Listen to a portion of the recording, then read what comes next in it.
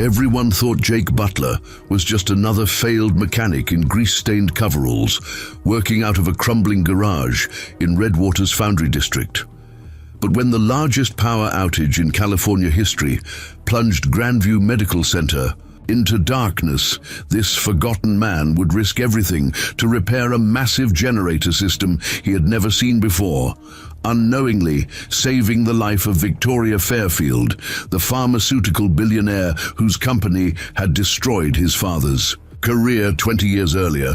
What happened during those 6 desperate hours of crawling through flooded basements and rewiring damaged electrical systems with nothing but scrap parts would not only expose the truth about his family's past, but set in motion a chain of events that would offer him the kind of future he never dared imagine.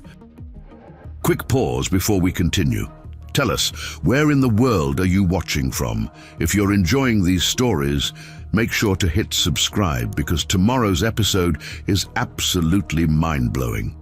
The November wind howled through the gaps in the corrugated metal walls of Butler's auto repair, carrying with it the scent of rain and the promise of the worst storm to hit Northern California in decades. Jake Butler wiped his hands on an oil-stained rag, his calloused fingers aching from another 12-hour day spent coaxing life back into dying engines. At 42, his dark hair was streaked with premature gray, and deep lines etched around. His brown eyes told the story of a man who had seen too much disappointment for someone his age.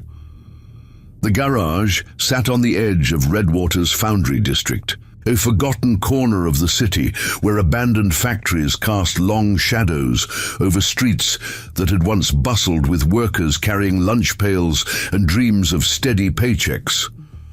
Now most of those buildings stood empty, their broken windows like vacant eyes staring out at a world that had moved on without them. Jake's shop occupied what used to be a service station, its faded mobile sign still hanging crooked above the entrance, a ghost from better times. "Mr. Butler, you still here?" Tommy Spencer's voice called from the front office. The 19-year-old had been working as Jake's apprentice for 6 months, ever since his mother Patricia had brought him around looking for someone to teach her son a trade. Tommy was eager, hard-working, and reminded Jake of himself at that age, full of hope that skill and determination would be enough to build a decent life. "Just finishing up the Henderson job," Jake replied, sliding out from under a 1998 Honda Civic that had seen better decades. The car belonged to Mrs. Eleanor Henderson, a retired teacher who could barely afford the $50 Jake charged for labor. He could have asked for twice that and still been fair, but he knew her pension didn't stretch far enough for luxuries like reliable transportation. Tommy appeared in the doorway, his young face creased with worry. "My mom called, says the news is talking about some big storm coming. Power companies are telling people to prepare for outages." Jake glanced toward the small television mounted in the corner of the shop, its screen flickering with static. The ancient set had been there when he bought the place 3 years ago, and like everything else in his life, it worked just well enough to get by. "Storm's been brewing all day. Can smell it in the air." The truth was, Jake had been watching. The storm clouds gather since dawn, their dark mass rolling in from the Pacific like an invasion force. Living in California, he was used to the occasional power outage, but something about this weather pattern felt different, more dangerous. The wind had an edge to it that made the hair on his arms stand up, and the atmospheric pressure seemed to press down on the world like a weight. "Maybe we should close up early," Tommy suggested, glancing nervously at the windows as they rattled in their frames. Jake considered it. The smart thing would be to pack up, go home to his small apartment above the garage, and wait out whatever Mother Nature had planned. But the Henderson car still needed its alternator replaced, and he had promised Eleanor it would be ready by morning. Besides, he didn't have anywhere else to be. His ex-wife Rosa had taken their son Carlos to her mother's house in Springdale for the weekend, leaving Jake alone with his thoughts and his work. Tell you what, Jake said, reaching for his toolbox. Help me get this alternator swapped out, and then you can head home to your mom. No sense both of us being stuck here if the power goes out. Tommy nodded and moved to assist, holding the flashlight while Jake worked. The kid had good hands, steady and sure, and he listened when Jake explained the intricacies of electrical systems. It reminded Jake of his own father, Roberto Butler, who had worked the assembly line at the old Fairfield Pharmaceuticals manufacturing plant until the layoffs came in 2003. Roberto had possessed the same patient way of teaching, the same belief that honest work was its own reward. "Mr. Butler," Tommy said quietly as they worked, "you ever think about getting out of here? I mean, setting up shop somewhere with more money?" Jake paused, considering the question. He had thought about it, especially during the long nights when the bills piled up faster than the income. Redwater wasn't exactly a boom town, and most folks in the Foundry District drove their cars until they literally fell apart before seeking repairs. The wealthy residents up in Springdale took their vehicles to the dealership for service, leaving Jake to survive on the scraps. "This is home," he finally answered. "Sometimes you plant roots so deep that pulling them up would kill what's left of you." Before Tommy could respond, the lights flickered, once, twice, then died completely, plunging the garage into darkness. The sudden silence was deafening as the electric tools powered down and the overhead fan stopped its lazy rotation. Only the sound of wind and rain remained, growing stronger by the minute. "Well, that's that," Jake muttered, reaching for the battery-powered lantern he kept on his workbench. The pale LED light cast eerie shadows across the cluttered space, making familiar tools look alien and threatening. Tommy pulled out his cell phone, its screen providing a small circle of blue light. "Still got bars," he said. "Want me to call the power company?" "They already know," Jake replied. "Storm this big, half the city's probably dark by now." As if summoned by his words, Tommy's phone began buzzing with an emergency alert. The harsh electronic tone cut through the storm noise, making both men jump.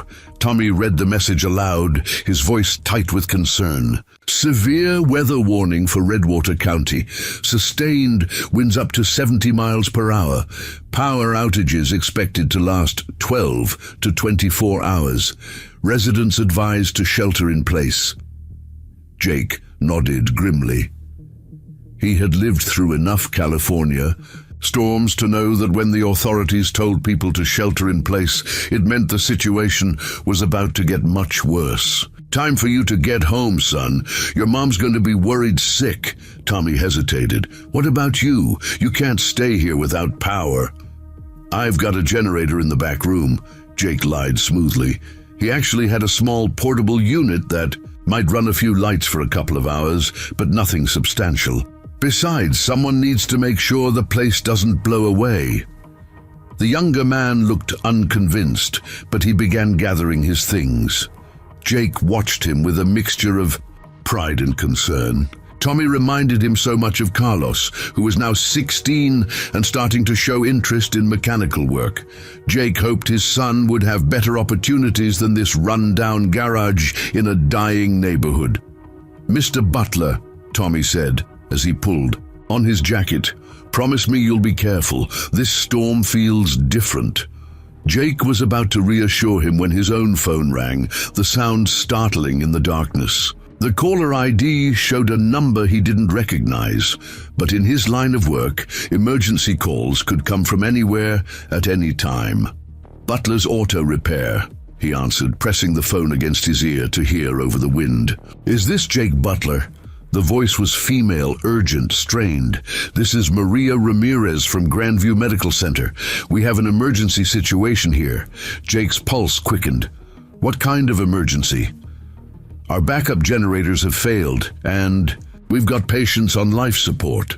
The power company says it could be hours before they restore electricity to our grid.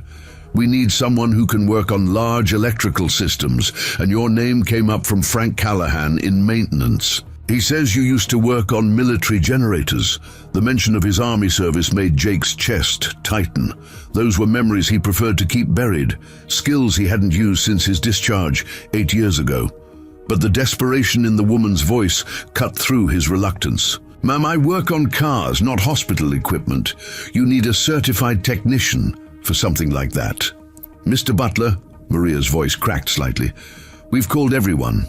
The certified technicians are either unreachable or dealing with emergencies. Across the county, we have 37 patients whose lives depend on electrical power. Please, Frank says you're the only person he knows who might be able to help."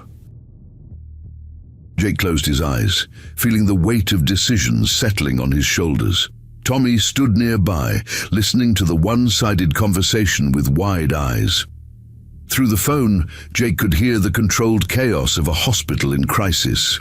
Urgent voices, the beeping of medical equipment running on battery power, the sound of people trying to save lives against impossible odds. "How long have you been without main power?" he asked. 43 minutes. Our backup systems failed 20 minutes ago. We are running critical equipment on portable battery units, but those won't last much longer." Jake ran his hand through, his hair mind-racing. He wasn't qualified for this kind of work. He had no business trying to repair hospital generators when people's lives hung in the balance. But he also knew that in emergencies, sometimes unqualified help was better than no help at all. "I'll need to see what we're dealing with," he said finally, "but I can't make any promises." The relief in Maria's voice was palpable. "Thank you. Thank you so much. Can you get here soon?" Jake looked around his dark garage, then at Tommy's worried face. Outside, the storm was reaching its full fury, turning the November night into something wild and dangerous. Every rational part of his mind told him to stay put, to let the professionals handle it. But another part of him, the part that had driven him to enlist in the army, to marry Rosa, to buy this garage, and try to make something of himself, whispered that sometimes a man had to step up when called upon. "I'll be there as soon as I can," he said. As he hung up the phone, Tommy stepped forward. "Mr. Butler, are you really going out in this storm?" Jake was already moving, gathering his tools and loading them into the metal toolbox that had been his constant companion for over 20 years. Sometimes, son, life doesn't give you the luxury of playing it safe. The wind howled louder, as if the storm itself was laughing at the audacity of one small man, thinking he could make a difference in the face of such overwhelming forces. But Jake Butler had faced overwhelming forces before, and he was still standing. Tonight, that would have to be enough. Telling and preparing this story took us a lot of time, so if you are enjoying it, subscribe to our channel. It means a lot to us. Now, back to the story. The drive to Grandview Medical Center became a battle against nature itself. Jake's 15-year-old Ford pickup truck struggled through streets transformed into rivers, its headlights cutting weak paths through the driving rain that hammered the windshield like bullets. Trees bent at impossible angles, their branches whipping across power lines that sparked and fell in showers of orange fire. The radio crackled with emergency broadcasts warning of flooding, downed lines, and accidents throughout Redwater County. Jake gripped the steering wheel tighter as a gust of wind shoved the truck sideways. His toolbox rattled in the passenger seat, the familiar weight of his instruments somehow comforting in the chaos surrounding him. 20 minutes into what should have been a 10-minute drive, he finally saw the hospital rising ahead through the storm, its emergency lights cutting red slashes through the darkness. Grandview Medical Center was a sprawling complex of interconnected buildings that had grown organically over decades, starting as a small community hospital and expanding into a regional trauma center. Tonight, it looked like a fortress under siege. Emergency vehicles clustered around the main entrance with their red and blue lights painting the rain-soaked pavement in desperate colors. Jake parked as close as he could to the emergency entrance. and grabbed his tools, pulling his jacket hood up against the torrential downpour. The automatic doors hissed open as he approached, revealing a lobby in controlled chaos. Battery-powered emergency lighting cast everything in harsh shadows, and the usual hum of institutional life had been replaced by the urgent voices of staff, coordinating crisis response. A woman in scrubs rushed toward him, her dark hair pulled back in a hasty ponytail and exhaustion written across her face. "Mr. Butler? I'm Maria Ramirez. Thank God you made it." Jake nodded, water dripping from his jacket onto the polished floor. "Where are the generators?" "In the basement. Frank's waiting for us." Maria led him past clusters of medical staff huddled round battery-powered equipment, their faces tense with the knowledge that time was running out. "How much do you know about hospital power systems?" "Not much," Jake admitted, "but I understand electrical principles, and I've worked on military. Generators, sometimes that's enough." They reached a stairwell marked with emergency lighting, and Maria pushed open the heavy door.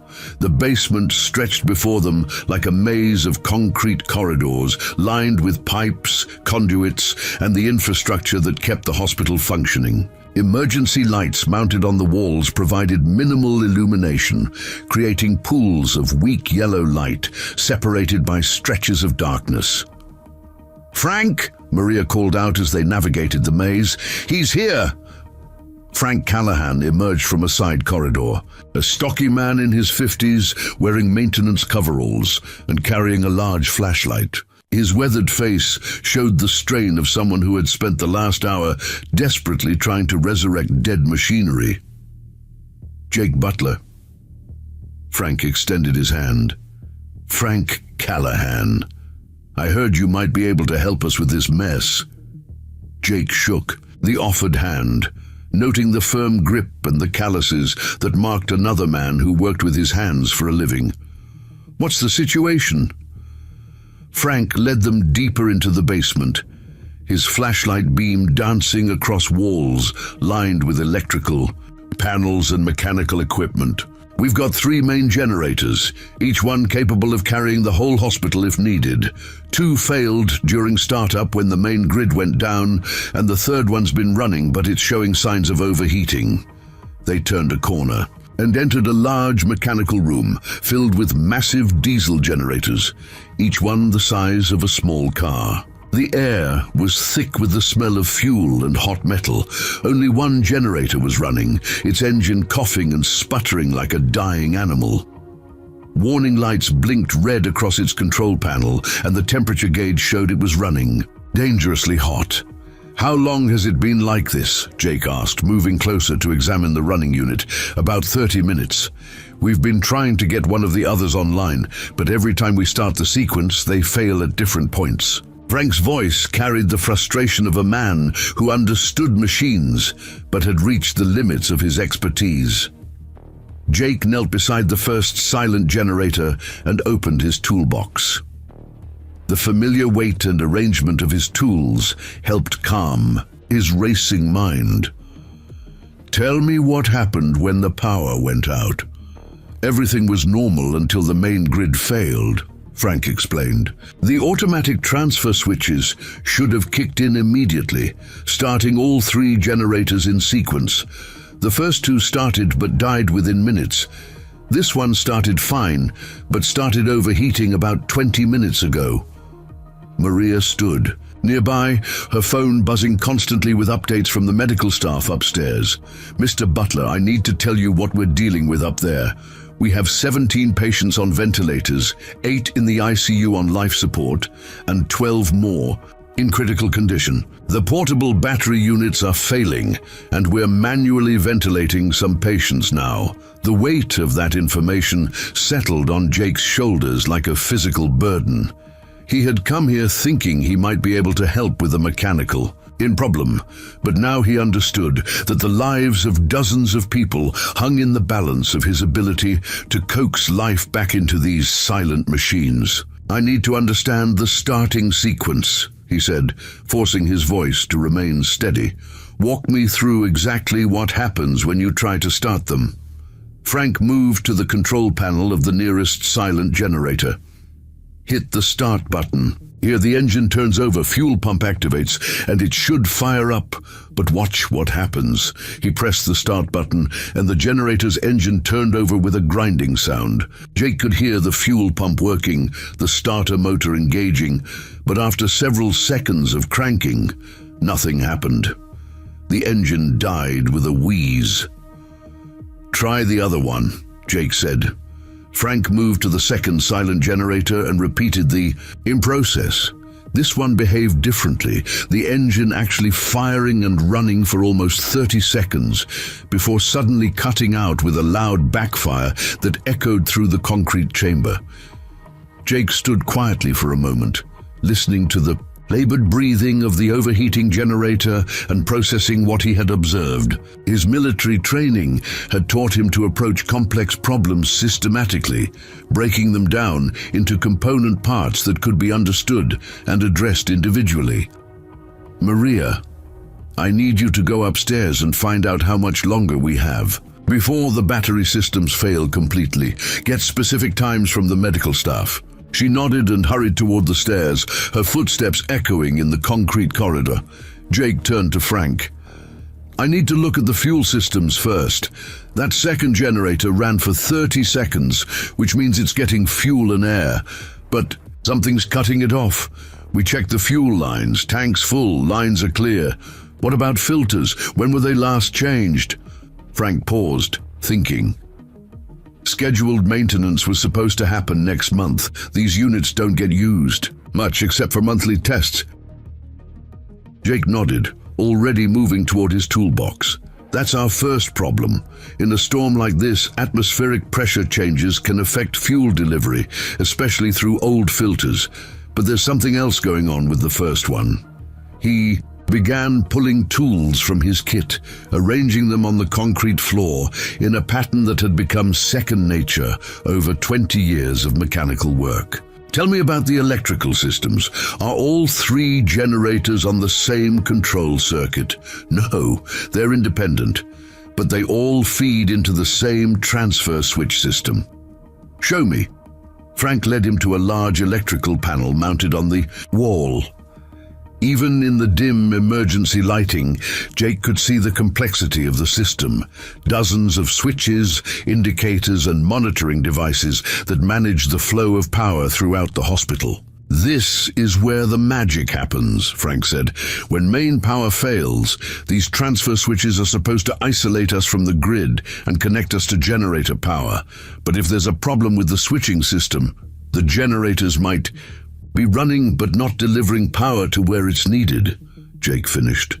"Or the system might be sending feedback that's causing the generators to shut down as a safety measure." Maria's voice echoed from the stairwell as she returned, her footsteps quick and urgent. She appeared in the doorway, slightly out of breath. 45 minutes, she said. "That's what Dr. Morrison said. After that, we'll start losing patients." Jake felt his stomach tighten. 45 minutes to diagnose and repair a system he had never worked on before, in a basement with minimal lighting, while a storm raged outside and people's lives hung in the balance. "All right," he said, surprising himself with the steadiness of his own voice. "Frank, I need you to help me with the fuel system on Generator 2. If we can get that one running consistently, we can buy ourselves time to work on the others. What do you need me to do?" Jake was already moving, his hands automatically reaching for the tools he would need. "We're going to bypass the fuel filters and see if that solves the running problem. If it does, we'll know we're dealing with contaminated fuel or pressure issues." As he worked, part of his mind drifted back to his army days, to nights spent in forward operating bases where generator failure meant more than inconvenience. It meant life or death for wounded soldiers depending on medical equipment. The skills he had learned then, skills he had tried to forget, were flooding back now with crystal clarity. "Maria," he said without looking up from his work, "I need you to coordinate with the medical staff upstairs. When I get this generator running, there's going to be a power surge as the systems come online. They need to be ready for that. What should I tell them? Tell them we're about to find out if miracles still happen in places like this. Frank handed him a wrench, and Jake began the delicate process of bypassing fuel filters on a machine he had never seen before, guided by principles he had learned in a desert halfway around the world, driven by the knowledge that somewhere above them, in the bright, sterile corridors of the hospital, people were fighting for their lives with failing equipment and diminishing hope. The overheating generator coughed again, its engine missing beats like a dying heart. Jake worked faster, his hands moving with the precision that came from years of coaxing life back into broken machines. Outside, the storm raged on, but in this concrete chamber deep beneath the hospital, the real battle was just beginning. Jake's hands moved with surgical precision as he disconnected the fuel filter housing from Generator 2, diesel fuel spilling, onto the concrete floor in dark puddles that reflected the emergency lighting. The smell of fuel mixed with the metallic tang of overheated machinery and the dampness that seeped through the hospital's foundation from the storm above. "Hand me that bypass line from my kit," he said to Frank, who was holding the flashlight steady. "We're going to send fuel directly from the pump to the injection system." Frank rummaged through Jake's toolbox and produced a length of flexible fuel line. "You sure this won't damage the engine?" "It's a temporary fix. If my theory's right, we'll know in about 5 minutes. Jake connected the bypass line, his movements confident despite never having worked on this particular model of generator. The principles were universal: fuel, air, compression, ignition. Everything else was just engineering details. Above them, footsteps echoed through the ceiling as hospital staff moved with increasing urgency. Jake tried not to think about what those footsteps meant, about the patients whose lives were slowly ebbing away as battery-powered equipment failed one device at a time. "Maria's been gone 20 minutes, Frank observed, checking his watch. "She's coordinating upstairs. When we get this running, they'll need to be ready for the power transfer." Jake tightened the last connection and stood back. "Let's see what happens." He moved to the control panel and pressed the start button. The engine turned over once, twice, then caught with a roar that echoed through the concrete chamber. But this time, instead of dying after 30 seconds, it continued running, the rhythm steady and strong. "Son of a bitch," Frank breathed. "You did it." Jake watched the gauges carefully, noting oil pressure, coolant temperature, and electrical output. "It's running, but we're not done yet. This thing needs to carry full hospital load, and we still have 2 more generators to deal with." As if summoned by the sound of success, Maria appeared at the entrance to the generator room, her face flushed from running down the stairs. "I heard it start. Are we back online?" "Partially," Jake replied, moving to examine the electrical transfer panel. "Frank, help me understand this switching system. If I flip this generator onto the main circuit, now what happens?" Frank studied the complex array of switches and indicators. "It should automatically transfer critical systems first: ICU, operating rooms, life support. Then it'll bring up secondary systems as the load stabilizes." Jake's finger hovered over the transfer switch. "Maria, call upstairs. Tell them we're about to attempt power transfer. They need to monitor their equipment and report any fluctuations immediately." She pulled out her phone and dialed quickly. "Dr. Morrison, it's Maria. We're about to try bringing 1 generator online." "Yes, I'll hold." Jake flipped the transfer switch. For a moment, nothing seemed to happen. Then, slowly, lights began flickering on throughout the basement corridors. The sound of ventilation systems resuming filled the air, and the generator's engine note changed as it took on the electrical load of the hospital's critical systems. "It's working," Maria said into her phone. "What? Okay, I'll tell him." She looked at Jake with concern. "Dr. Morrison says the power's coming back to critical areas, but it's fluctuating. Some equipment is cycling on and off." Jake frowned, studying the generator's output gauges. The electrical load was higher than optimal, causing voltage fluctuations that could damage sensitive medical equipment. This generator's carrying the entire hospital load. We need at least one more online to stabilize the power. He moved to Generator 1, the unit that had failed to start at all.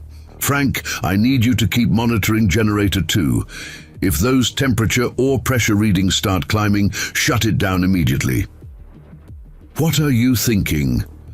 Jake knelt beside the silent generator and began examining its starting system. This one's not getting fuel at all. The engine turns over but never fires. Could be a fuel pump failure. Could be an electrical issue with the ignition system. He opened the engine compartment and shone his flashlight into the maze of hoses, wires, and mechanical components. Years of troubleshooting automotive problems had taught him to look for the obvious issues first. Loose connections, damaged wires, failed components that showed visible signs of failure. There, he said, pointing to a corroded electrical connection near the fuel pump relay. Frank, look at this. Frank leaned in, following Jake's flashlight beam. The electrical connector was green with corrosion, the metal contacts barely making connection. Water damage? Probably condensation over time. These basement environments are hell on electrical connections. Jake began carefully cleaning the contacts with a wire brush from his toolkit. Maintenance schedules never account for environmental factors like humidity and temperature fluctuation. As he worked, his mind drifted to memories he usually kept buried.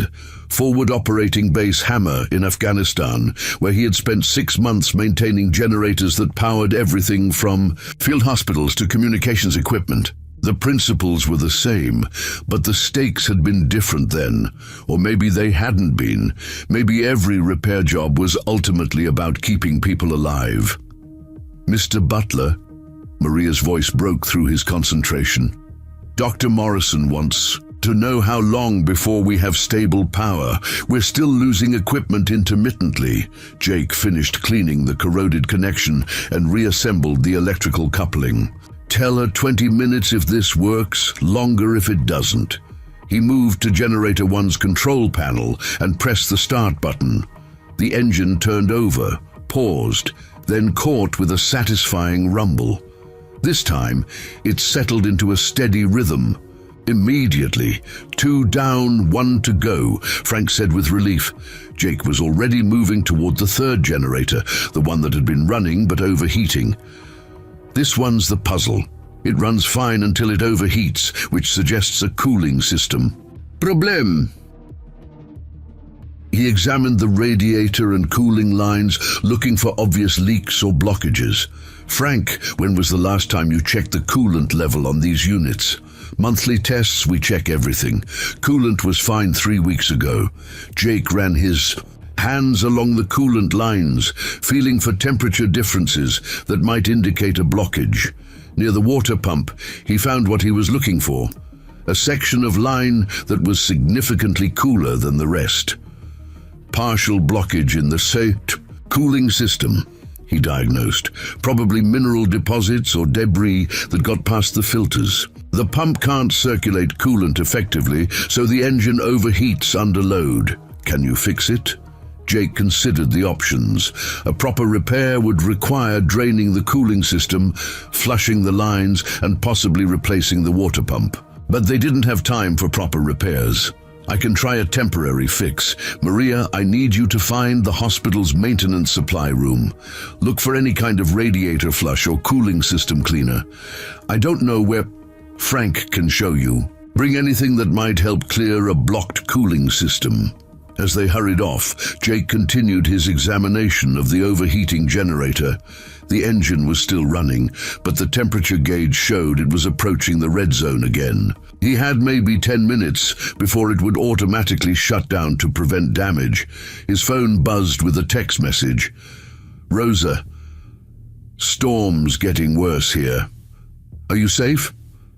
Jake stared at the message for a moment, thinking about his ex-wife and son riding out the storm in Rosa's mother's house in Springdale. They were probably watching the news, seeing reports of power outages and emergency responses across the county. Rosa had always worried about his tendency to put himself in dangerous situations, a trait that had contributed to their divorce. He typed back quickly, "I'm fine. Helping at the hospital. Tell Carlos I love him." Frank and Maria returned carrying several bottles of cooling system additives and a container of distilled water. "This is all we could find," Maria said. Jake examined the labels. "This should work. Frank, help me add this to the cooling system while it's running. We're going to try to flush the blockage without shutting down." It was a risky procedure, adding chemicals to a running engine's cooling system, but conventional wisdom didn't apply in emergency situations. Jake had learned that in the army, where field expedient repairs often meant the difference between mission success and failure. As they worked, adding the flush solution and extra coolant, Jake became aware of voices from the floors above. Not the controlled urgency he had heard earlier, but something more desperate. Shouting, running footsteps. "Maria," he said without looking up from his work, "call upstairs, find out what's happening."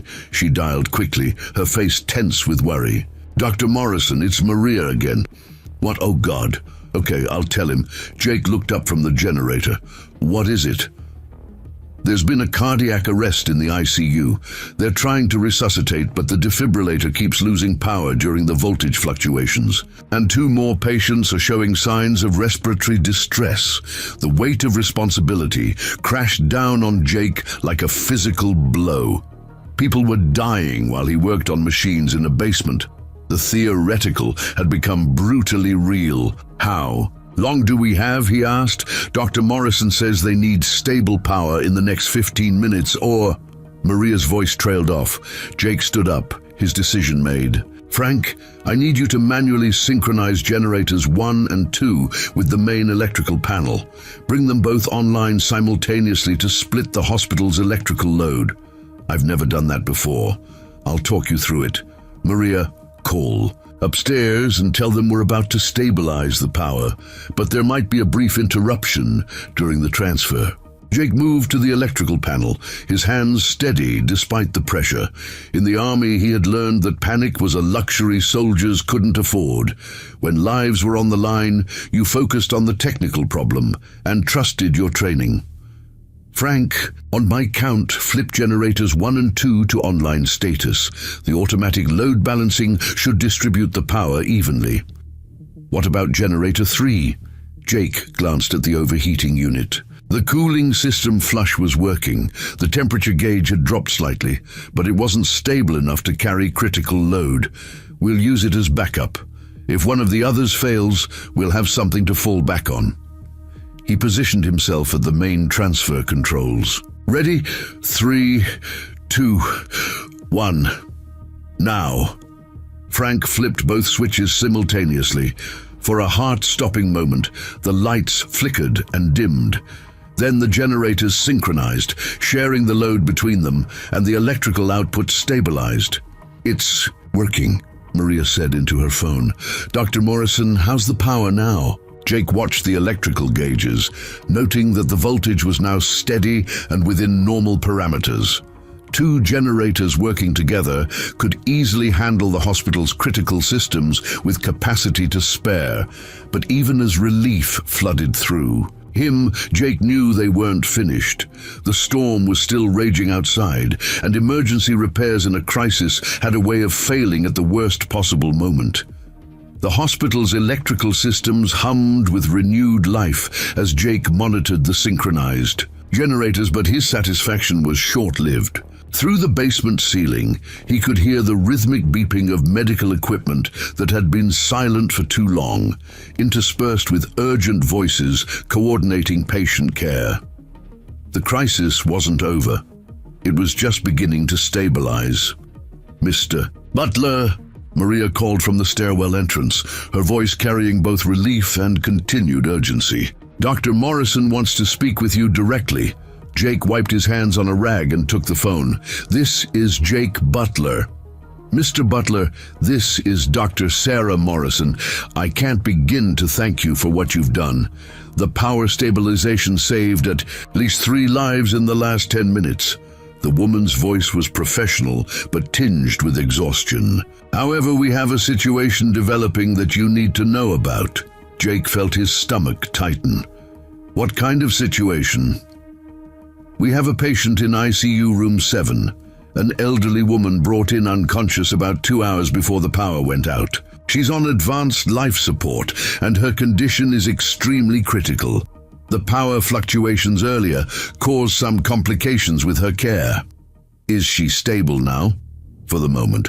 But Mr. Butler, we've been unable to identify her. She had no purse, no identification, and she was found unconscious in her car after an apparent medical emergency. We're treating her blindly, not knowing her medical history or emergency contacts.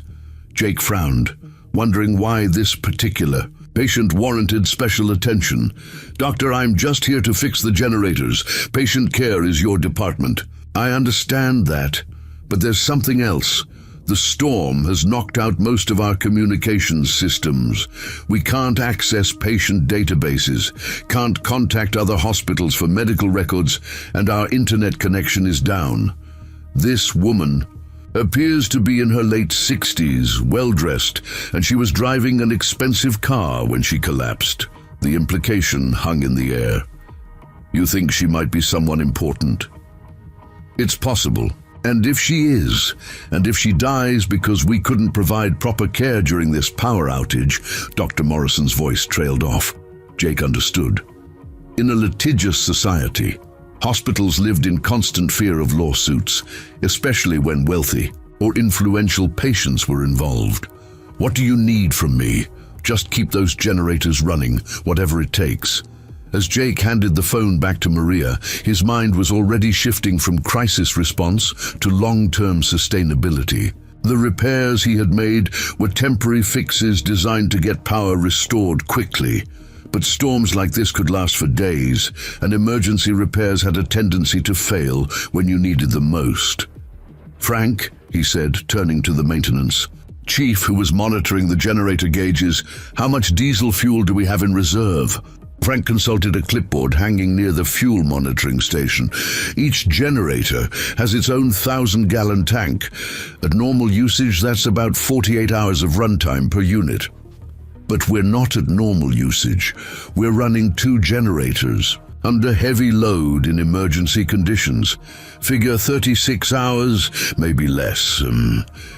The fuel company has emergency contracts with the hospital, but in weather like this...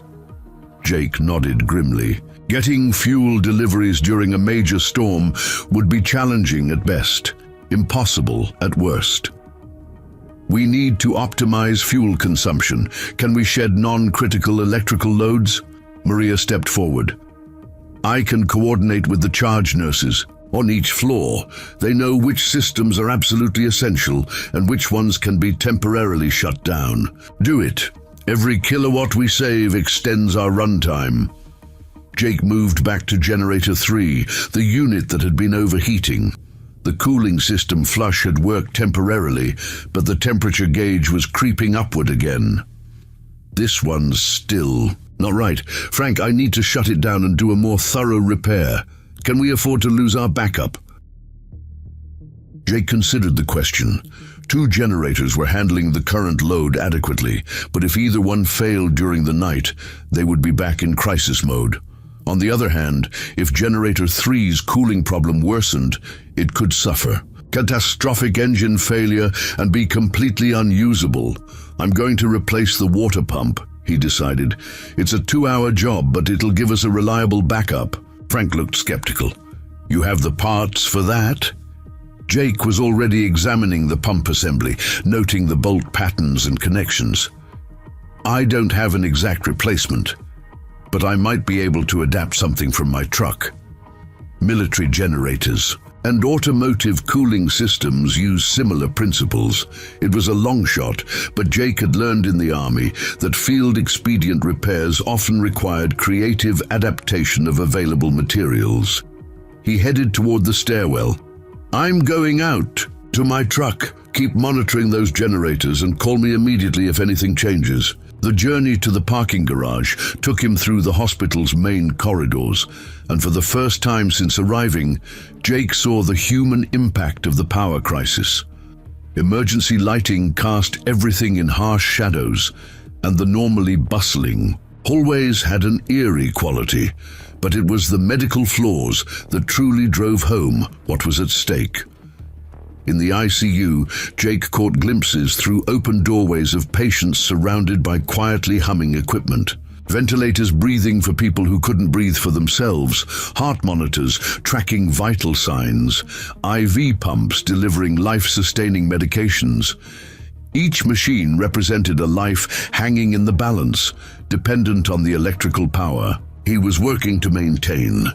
Room 7 drew his attention as he passed. Through the doorway, he could see an elderly woman lying motionless on the bed, her grey hair spread across the pillow, her face pale but peaceful.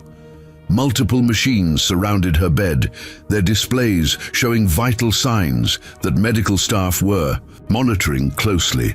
A nurse sat beside her, occasionally adjusting IV lines or checking monitor readings. Something about the scene stuck with Jake as he continued toward the parking garage. Maybe it was the woman's dignity, even in unconsciousness, or the expensive jewelry that glinted on her fingers despite her medical gown. But mostly, it was the way the medical staff treated her, not like an anonymous, indigent patient, but with the careful attention reserved for someone significant. The storm was still raging when Jake reached his truck, rain driving almost horizontally across the parking structure. He popped the hood and began examining his cooling system, looking for components that might be adaptable to the hospital generator. His truck was old but well maintained, and he had replaced the water pump just 6 months earlier. His phone rang as he worked. Eddie Kowalski's name appeared on the screen. "Eddie, what's up? Jake, where the hell are you? I've been trying to reach you for hours." Eddie Kowalski had served with Jake in Afghanistan, and they had remained close friends after their discharge. Eddie now worked as an electrical contractor in Redwater, and Jake had called him occasionally for advice on complex wiring problems. "I'm at Grandview Medical Center. Their generators failed during the storm." "Jesus, Jake, you're not qualified for that kind of work. If something goes wrong, something already went wrong, Eddie. People were dying." There was a pause on the other end of the line. Eddie understood the weight of that statement better than most people. They had both seen what happened when critical systems failed in life or death situations. "What do you need?" Eddie asked finally. "Information. I've got 3 large diesel generators, probably Caterpillar or Cummins units. I need technical specs on cooling system requirements and electrical load management. I'm at home with my laptop. Give me the model numbers, and I'll see what I can find." Jake read off the information from the nameplates he had noted earlier. While Eddie researched, Jake continued examining his truck's cooling system, measuring components and calculating whether any of them could be adapted for emergency use. "Okay," Eddie said after several minutes. "These are industrial-grade units, much more complex than what you're used to. The cooling systems are designed for continuous operation under high load, and they have multiple redundancies built in." "Which means what, exactly?" "It means if the water pump is failing, there might be a secondary circulation pump or a backup cooling circuit. Have you checked for multiple pump assemblies?" Jake felt a flash of realization. In his focus on the obvious water pump, he might have missed a secondary system. "Eddie, I owe you dinner, maybe several dinners. Just don't get yourself killed playing with equipment you don't understand." Jake hung up and hurried back into the hospital, his mind racing with new possibilities. If Eddie was right, the overheating problem might not require replacing major components. It might just need activating a backup system. Back in the generator room, Frank was studying a technical manual by flashlight. "How's it looking up there?" he asked. "Stable for now. Frank, are there secondary cooling pumps on these units?" Frank looked up from the manual with surprise. How did you know that? Yeah, there's an auxiliary cooling circuit, but it's normally only used during extreme high-temperature operations. Show me. Frank led him to a separate control panel mounted on the wall between the generators. This controls the auxiliary systems, secondary cooling, additional fuel pumps, and emergency ventilation. Jake examined the controls, noting several switches in the off position. Why aren't these activated during normal emergency operation? Protocol is to use primary systems first, then activate auxiliaries if needed. But honestly, I've never had to use them. Jake thought about the temperature readings he had observed, the gradual climb toward dangerous levels that threatened to shut down their backup generator. Let's activate the secondary cooling on generator 3, Frank hesitated. Are you sure? If we activate systems we don't fully understand. Frank, look at me. Jake's voice carried the authority he had learned in the army, the tone that cut through uncertainty and focused on mission essentials. We have 2 generators carrying the entire hospital load, and our backup is slowly cooking itself to death. We either try this auxiliary system, or we accept that we might lose all power if one of the primaries fails. Frank nodded and reached for the auxiliary cooling switch. On your word. Jake watched the temperature gauge on generator 3. It was approaching the red zone again, despite the earlier cooling system flush. Do it. Frank flipped the switch, and immediately they could hear a secondary pump engaging. The temperature gauge held steady for a moment, then began dropping toward normal operating range. Son of a bitch, Frank breathed. It's working. Jake felt a wave of relief wash over him.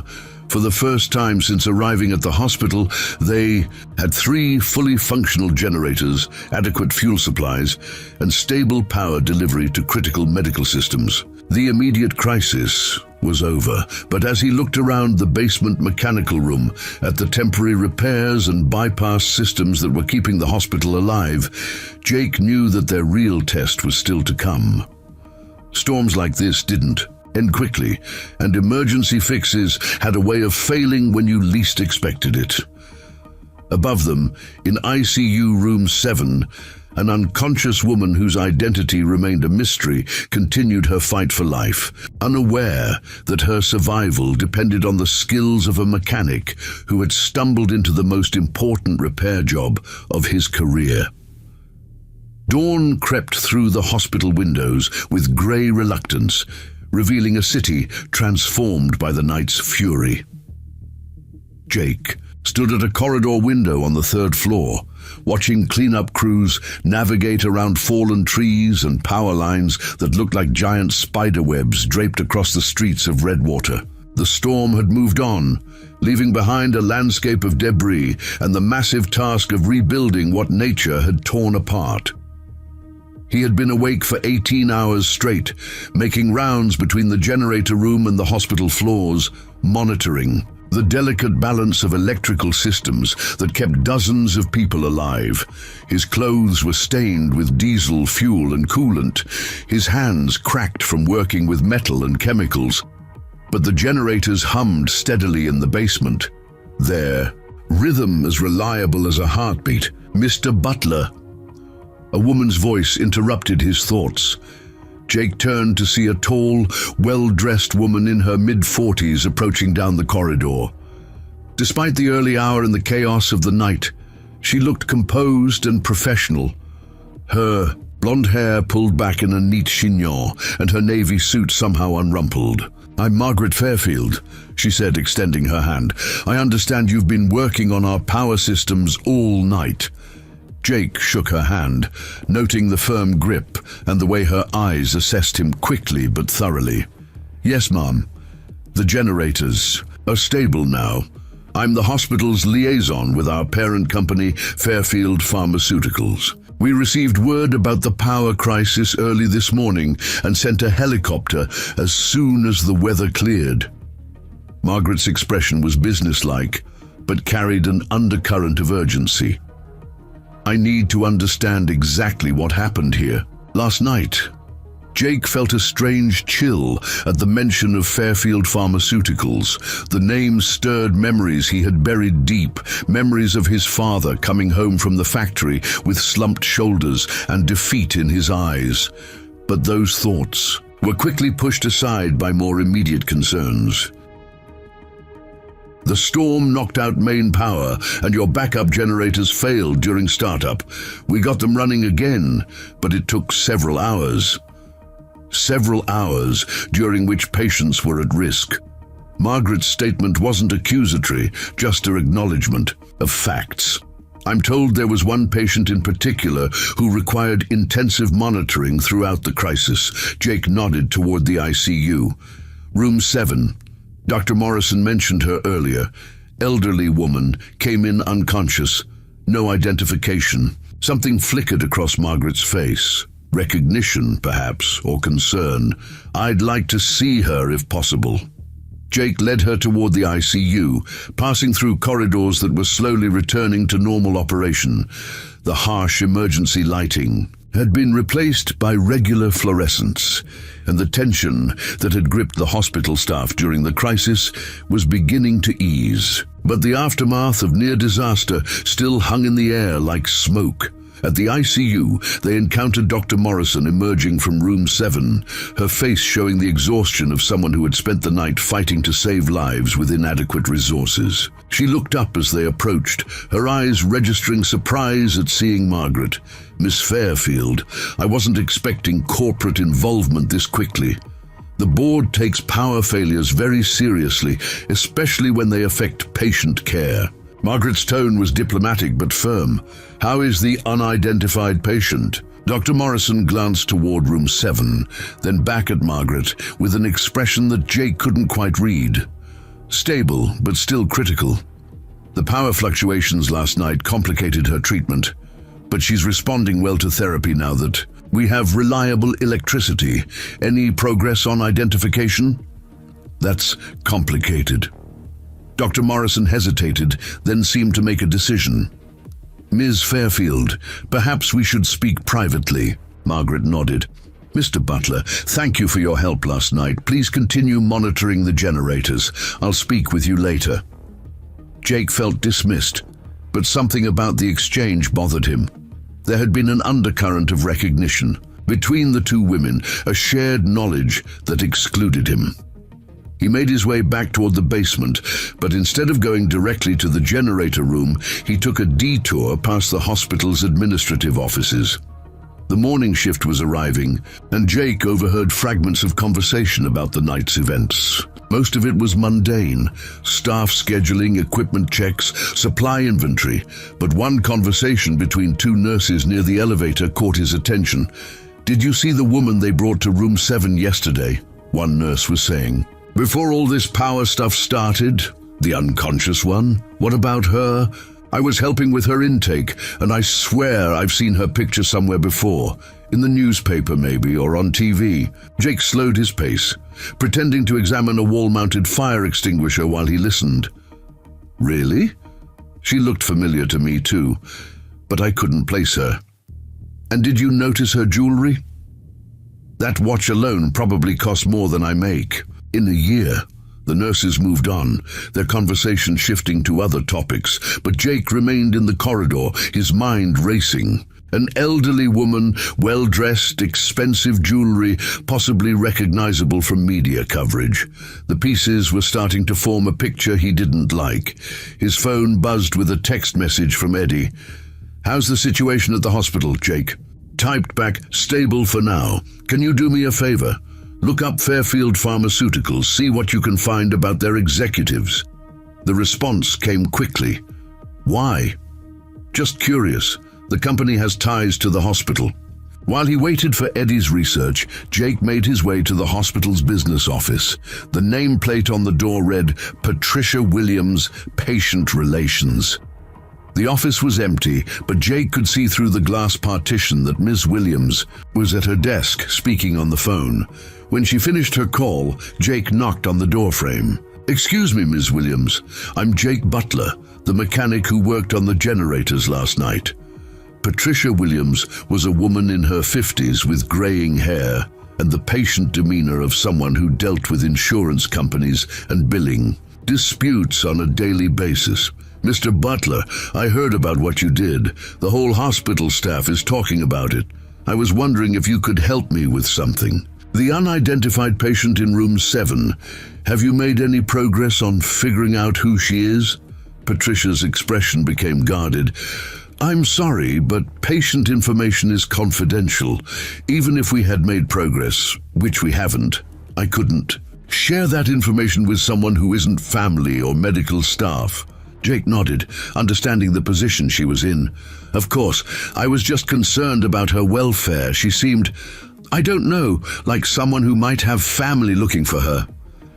We're doing everything we can to identify her. The police are checking missing persons reports, and we've contacted other hospitals in case she was transferred from somewhere else."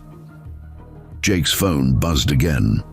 Eddie had sent a web link with the message, "Check this out."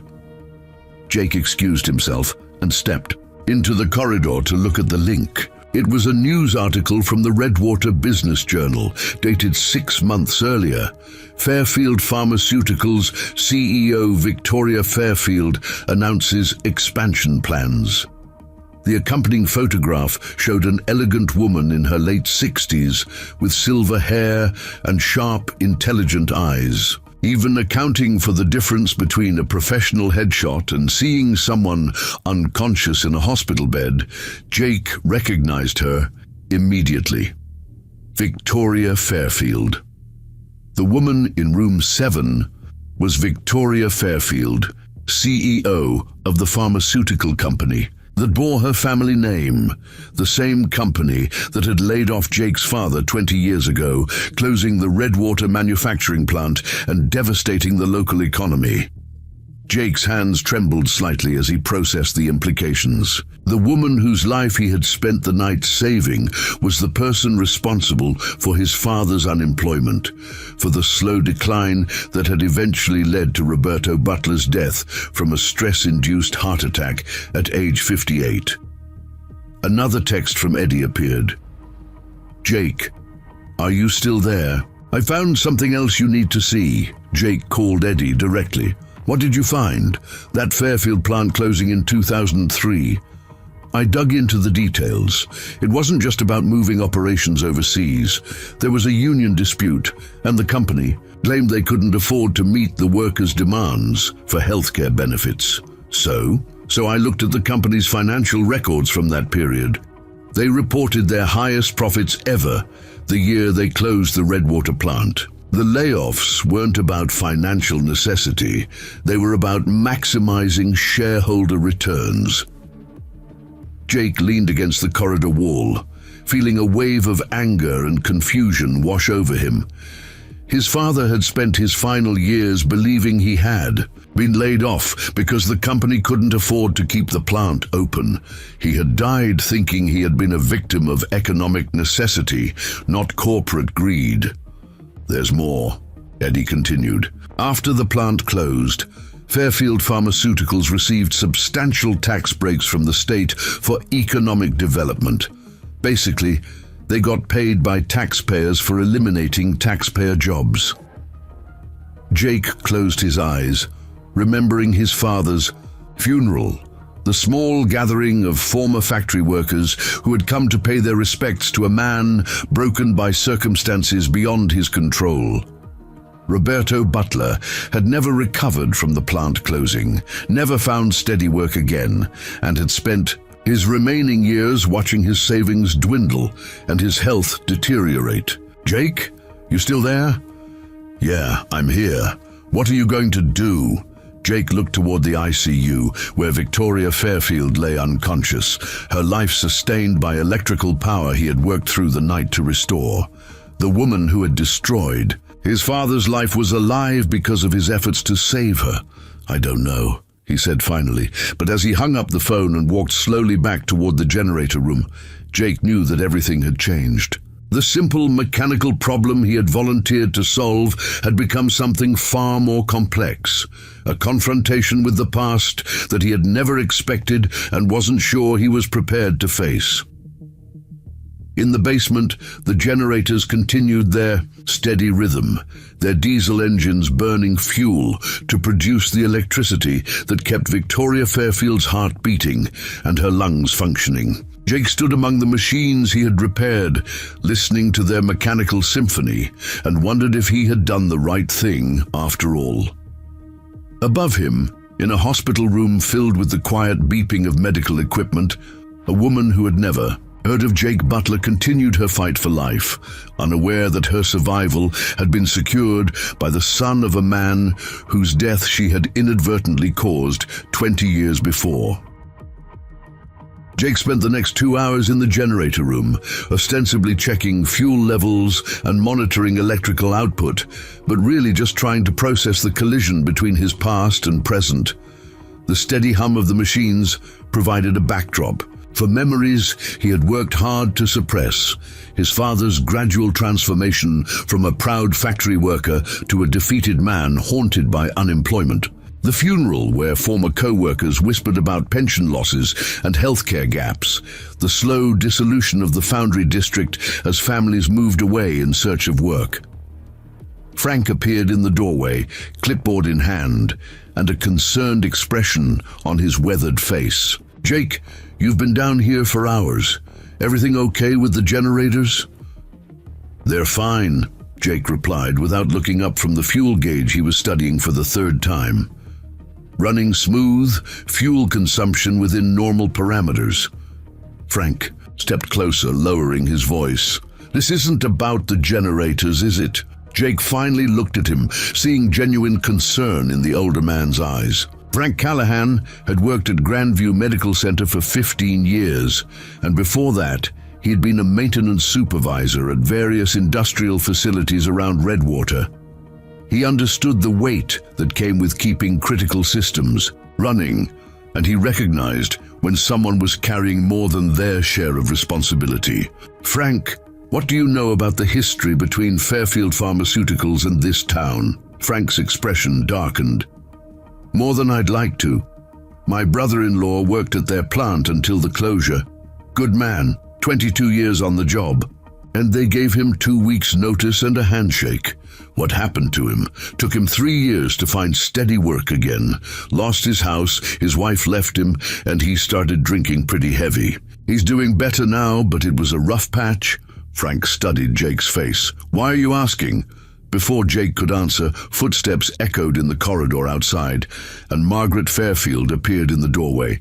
She had changed from her business suit into more practical clothing, jeans and a simple blouse, but she still carried herself with the bearing of someone accustomed to authority. "Mr. Butler, I was hoping we could talk." Frank glanced between them, sensing the tension. "I'll be upstairs if you need me," he said, gathering his clipboard and heading for the exit. Margaret waited until Frank's footsteps faded before speaking. "You know who she is, don't you?" Jake met her gaze steadily. "Victoria Fairfield, your mother." Margaret nodded, her composure slipping slightly. "When I got the call about the power failure, I was concerned about the hospital's liability. But when I heard about the unidentified patient in the ICU, I suspected it might be her. She was supposed to attend a board meeting yesterday morning but never showed up. And you didn't think to tell anyone? I needed to confirm it first, and I needed to understand what had happened here last night before making any decisions about how to handle the situation." Jake felt anger building in his chest, the careful control he had maintained throughout the crisis beginning to fray. "Handle the situation? Is that what you call it when your family destroys people's lives?" Margaret's eyes flashed. "I don't know what you're talking about." Fairfield Pharmaceuticals, 2003. The plant closure. Understanding dawned in Margaret's expression, followed quickly by defensive wariness. "That was a business decision made 20 years ago. It has nothing to do with what happened here last night. It has everything to do with what happened here." Jake's voice was rising, and he forced himself to lower it. "My father worked at that plant for 18 years. Roberto Butler. He was A line supervisor, had perfect attendance, never missed a day of work unless he was in the hospital. Margaret was quiet, but Jake could see recognition in her eyes. When your company closed the plant, they told the workers it was because of economic necessity. Said the company couldn't afford to meet the union's healthcare demands, but that wasn't true, was it? Mr. Butler, my father spent the last 5 years of his life believing he had been laid off because his company was struggling.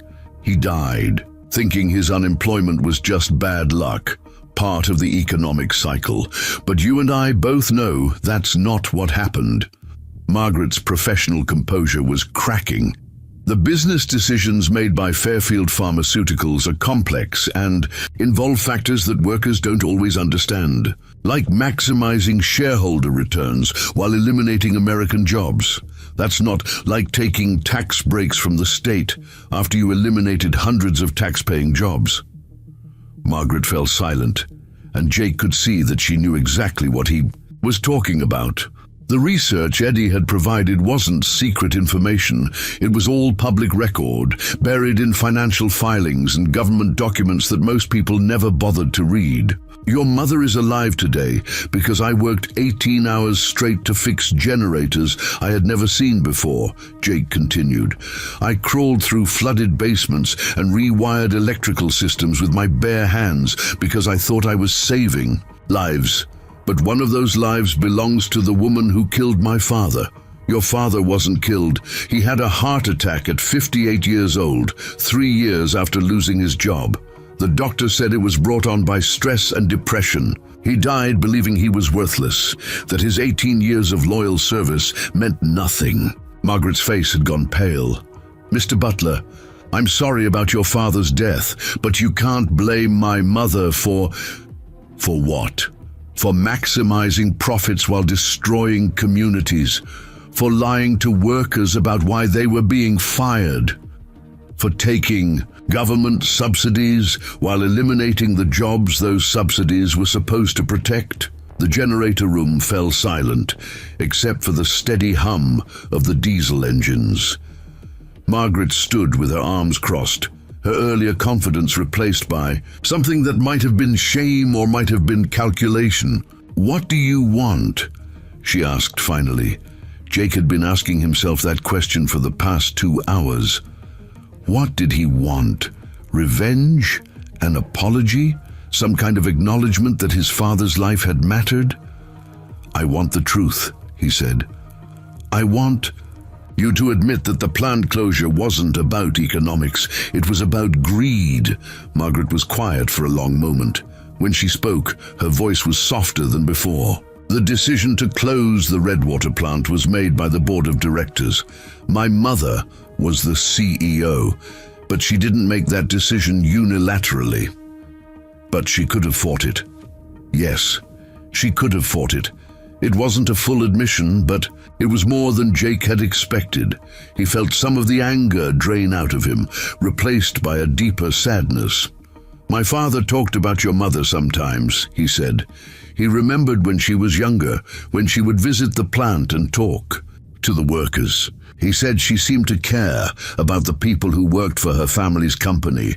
Margaret's eyes were bright with unshed tears. She did care. She still does. Then why? Because caring about people and running a profitable company are sometimes incompatible, because boards of directors answer to shareholders, not to employees. Because the business world is more complicated than right and wrong. Jake shook his head. It's not that complicated. You had a choice between profits and people, and you chose profits. And now you have a choice, Margaret said quietly. You could have let those generators fail. You could have walked away when you found out who was in room 7. But you didn't. Jake had been thinking about that too. Even knowing what he knew now, he couldn't imagine making a different choice. When people's lives were at stake, personal, grievances became irrelevant. That's different, he said. Is it? You chose to save lives, including my mother's life, even though it would have been easier to walk away. That's the same choice she had 20 years ago, and she made the wrong one. Margaret reached into her purse and pulled out a business card. "Mr. Butler, I'd like to offer you a job." Jake stared at the card without taking it. "What kind of job?" "Director of Facilities Management for Fairfield Pharmaceuticals. You'd be responsible for maintaining critical infrastructure at all our facilities. The salary is $200,000 a year, plus benefits and stock options." The offer hung in the air between them like a live wire. $200,000 was more money than Jake had ever imagined earning, enough to pay off his debts, send Carlos to college, maybe even buy a decent house in Springdale. "You think you can buy me off," he said. "I think you're talented and capable, and our company needs people who understand that infrastructure failure means more than inconvenience. It means lives at risk." Jake looked around the generator room, at the machines he had coaxed back to life through a combination of skill, determination, and luck. Above them, Victoria Fairfield was recovering from her medical crisis, surrounded by equipment powered by electricity he had worked through the night to restore. "I need time to think about it," he said finally. Margaret nodded and placed the business card on the workbench beside him. "My mother is expected to regain consciousness within the next few hours. When she does, I'm going to tell her what you did here, all of it." After Margaret left, Jake stood alone in the generator room, listening to the steady rhythm of the machines and trying to make sense of everything that had happened. His phone buzzed with a text from Rosa. "Saw the news about the storm. Are you safe?" He typed back, "I'm fine, home soon." But as he looked around the basement that had been his battlefield for the past day, Jake wasn't sure where home was anymore. The small apartment above his garage seemed like part of a different life, a simpler existence that had been complicated beyond recognition by 18 hours of crisis and revelation. The generators hummed on, their steady rhythm a reminder that some problems could be solved with skill and determination, while others required choices that had no clear right or wrong answers. Jake Butler had saved lives and confronted ghosts, and now he had to decide what came next. 3 hours later, Jake was running final diagnostics on the generator systems when Maria appeared in the basement corridor, her face animated with news that cut through the mechanical routine he had been using to avoid thinking about Margaret's job offer. "Mr. Butler, she's awake," Maria announced. "Victoria Fairfield is conscious and asking questions." Jake felt his stomach tighten. Throughout the night, Victoria Fairfield had been an abstract problem, a patient whose survival depended on his technical skills. Now she was a conscious person who would soon learn that her life had been saved by the son of a man her company had destroyed. "How is she medically?" he asked. Not sure he wanted to know the answer. "Remarkable recovery. Dr. Morrison says she's cleared the critical phase. Her vital signs are stable and she's mentally alert." Maria paused, studying Jake's expression. "She wants to meet you." Jake's hands stilled on the fuel gauge he had been checking. "She knows who I am?" Margaret told her everything, about the generators, about your father, about the job offer. "She's asking to speak with you personally." Jake looked around the generator, room that had become his temporary world, the mechanical sanctuary where problems had clear solutions and success could be measured by steady electrical output. Leaving this basement would mean facing conversations that had no technical manuals, no troubleshooting guides, no predictable outcomes. "Tell her I'll be up in a few minutes," he said finally. Maria nodded and headed back toward the stairs, leaving Jake alone with the humming generators and his churning thoughts. He pulled out his phone and called Eddie. "How's the hero business?" Eddie answered. "Complicated. Eddie, if someone offered you a job that would solve all your financial problems but came from people who had hurt your family, would you take it?" There was a long pause. "This is about that Fairfield woman, isn't it? She's offering me a position with her company. Good money, real opportunity. But taking it feels like betraying my father's memory." Jake, your father wouldn't want you to suffer for his sake. Roberto was a practical man. He'd tell you to take care of your family first and worry about pride second. Jake knew Eddie was right, but knowing didn't make the decision easier. He climbed the stairs from the basement, each step taking him closer to a conversation that would determine the direction of his life. The ICU was quieter now, the crisis atmosphere replaced by normal hospital routine. Jake approached room 7 with measured steps, seeing through the doorway a woman who looked nothing like the unconscious patient he had glimpsed the night before. Victoria Fairfield was sitting upright in bed, her silver hair combed and her intelligent eyes alert, despite the medical equipment still monitoring her vital signs. She wore a hospital gown, but somehow managed to project an aura of dignity and authority that transcended her circumstances. When she saw Jake in the doorway, she gestured for him to enter. "Mr. Butler, please come in. I'm Victoria Fairfield." Jake stepped into the room, noting the expensive flowers that had already arrived and the laptop computer on the bedside table that suggested she was already resuming business activities. "Ma'am, please sit down." Victoria indicated the chair beside her bed. "I understand I owe you my life." Jake remained standing. "I just did what anyone would have done."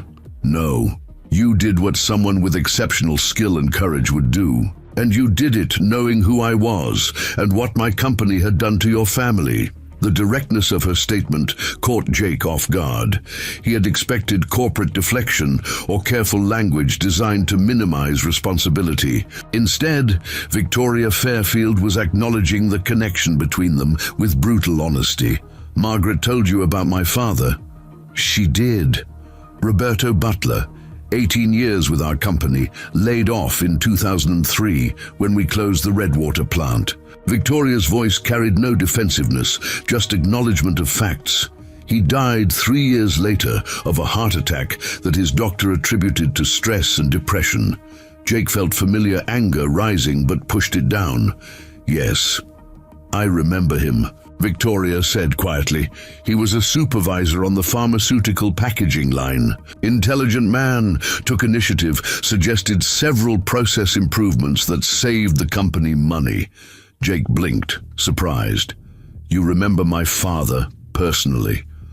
"I made it a point to know our supervisors and long-term employees. Roberto had a reputation for reliability and innovation.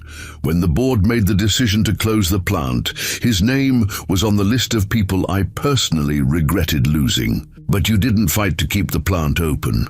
Victoria was quiet for a moment, her eyes focused on something beyond the hospital room walls. "Mr. Butler, I've made many decisions in my career.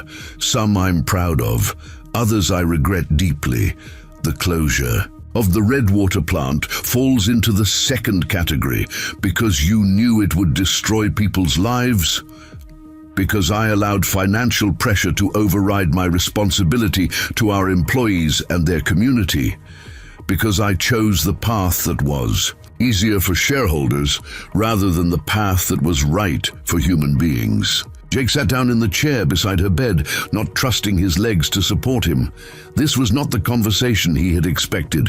Where was the corporate doublespeak, the legal disclaimers, the deflection of responsibility? "Why are you telling me this?" Victoria smiled sadly. "Because you saved my life, and honesty seems like the minimum payment I owe you. And because I'm 78 years old, and I've learned that carrying guilt is heavier than facing truth. Your daughter offered me a job. I know. Director of Facilities Management, substantial salary, comprehensive benefits. Margaret thinks you'd be valuable to our company. And what do you think?" Victoria studied his face carefully. "I think you're a man who acts with integrity under pressure. I think you solve problems that others can't solve, and you do it without regard for personal cost. Those are rare qualities in any profession." Jake felt the weight of decision pressing down on him. "I'm not sure I can work for the company that destroyed my father." "I understand that. But consider this. If you take this position, you'll have the authority to prevent the kind of infrastructure failures that put people at risk.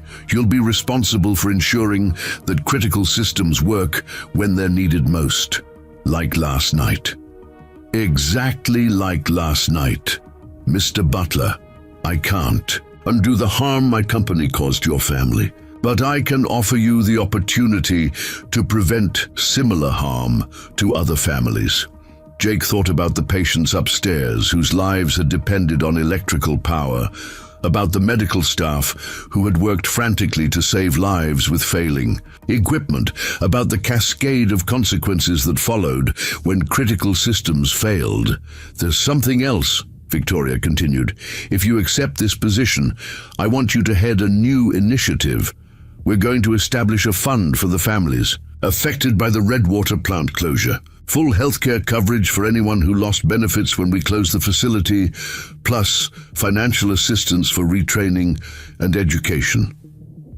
Jake looked at her sharply. Why now? Why 20 years later? Because I should have done it 20 years ago, because I have the resources to help, and helping is better than carrying guilt. Victoria's voice was steady, but tinged with regret. Your father and the other workers we laid off deserved better from us. This won't resurrect the dead or erase the suffering, but it might prevent similar suffering in the future. Jake stood and walked to the window, looking out at the city of Redwater with its mixture of decay and renewal, its abandoned factories and new development projects. The foundry district where he had grown up was still struggling, but other parts of the city were showing signs of economic recovery. If I take this job, people will say I sold out, that I let money override my principles.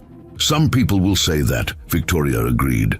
Others will say you found a way to honor your father's memory by protecting other workers from the consequences of infrastructure failure. Jake's phone buzzed with a text from Carlos. Dad, saw on the news about the hospital. You're a hero. The simple message from his 16-year-old son crystallized something in Jake's mind. His father had worked to provide for his family, had taken pride in honest labor, had wanted his son to have opportunities he never had. Roberto Butler would have understood the choice between pride and practicality. I'll take the job, Jake said, turning back to Victoria, but I have conditions. Name them. Full autonomy over facilities management decisions. No interference from corporate executives who don't understand technical requirements. Victoria nodded. Agreed. The fund for laid-off workers gets established immediately, with guaranteed funding for 10 years minimum. Agreed. And I want a memorial at the old plant site. Something that acknowledges the workers who built that company and recognizes what they lost when it closed. Victoria was quiet for a moment, then smiled. Agreed. And Mr. Butler, thank you. For what? For showing me that it's possible to choose correctly when faced with an impossible situation. For proving that some people still act with honor, even when they have every reason not to. Jake shook her hand, feeling the weight of the handshake that would change his life. As he prepared to leave, Victoria called his name one more time. Mr. Butler, your father would be proud of what you did here. Not just the technical work, but the moral choice. Roberto Butler raised a good man. Jake left the hospital as the afternoon sun broke through the clouds that had covered Redwater since the storm began. The city looked different in the light. Still damaged, still struggling, but somehow more hopeful. His phone rang as he reached his truck. Jake Butler speaking. Mr. Butler, this is James Wellington, Miss Fairfield's assistant. I'm calling to arrange your transition to your new position. When can you start? Jake looked back at Grandview Medical Center, where generators he had repaired continued their steady work of keeping people alive. Next Monday, he said, as he drove home through streets littered with storm debris. Jake thought about the chain of events that had brought him to this moment. A power outage had become a career opportunity. A mechanical problem had revealed moral complexity.